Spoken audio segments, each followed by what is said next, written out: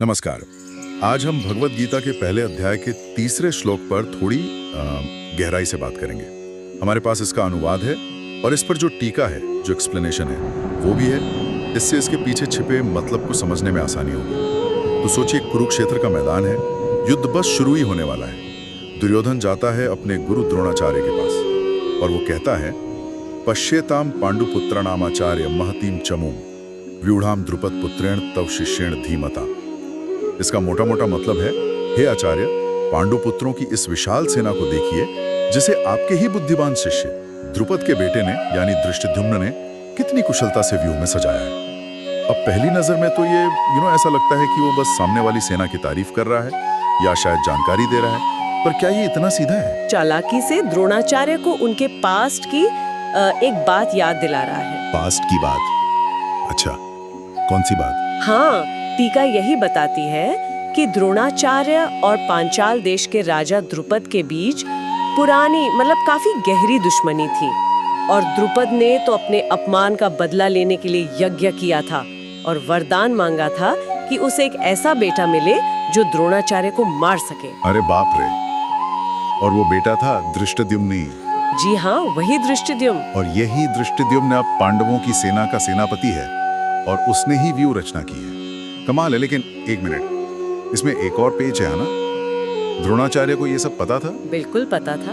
उन्हें मालूम था कि ये लड़का उनके वध के लिए ही पैदा हुआ है। तो फिर भी जब द्रुपद ने धृष्टद्युम्न को शिक्षा के लिए द्रोण के पास भेजा तो उन्होंने मना नहीं किया। उन्होंने उसे पूरी शस्त्र विद्या सिखाई। आचार्य धर्म निभाया उन्होंने, या कुछ और?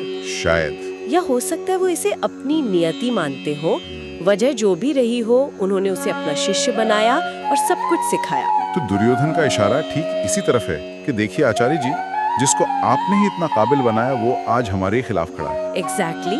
ये तारीफ नहीं है, ये एक तरह का ताना है। बहुत ही महीन डिप्लोमेटिक ताना है। मतलब वो सीधे सीधे उनकी लॉयल्टी पे सवाल नहीं उठा रहा? नहीं, सीधे नहीं, पर वो इशारों में कह रहा है, देख लीजिए अपनी उदारता का नतीजा।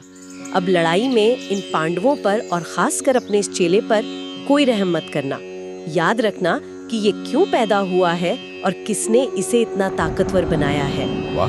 मतलब युद्ध शुरू होने से ठीक पहले का ये श्लोक, ये सिर्फ सेनाओं का जायजा नहीं है, ये तो किरदारों के आपसी तनाव, पुरानी दुश्मनी और दुर्योधन के शातिर दिमाग की पूरी झलक दे देता है एक ही बार में। निश्चित रूप से ये एकदम साफ दिखाता है कि कुरुक्षेत्र की लड़ाई सिर्फ हथियारों की नहीं थी, वो दिमाग की, साइकोलॉजी की और डिप्लोमेसी की भी लड़ाई थी। हर शब्द का वजन था, हर इशारे का मतलब था और ये हमें सोचने पर मजबूर करता है। किस बारे में? इसी बारे में कि कैसे हमारे अतीत के काम, हमारे फैसले, चाहे वो कितने नेक इरादे से क्यों न लिए गए हों, जैसे द्रोण का धृष्टद्युम्न को पढ़ाना, वो अनजाने में भविष्य में हमारे लिए संकट खड़ा कर सकते हैं। ये श्लोक एक तरह से इतिहास और हमारे व्यक्तिगत चुनावों की जो लंबी छाया पड़ती है ना, उस पर सोचने को मजबूर करता है। कि क्या कोई भी काम, अच्छा या बुरा, कभी खत्म होता है या उसकी लहरें हमेशा साथ चलती हैं? बिल्कुल, ये सवाल मन में रह जाता है।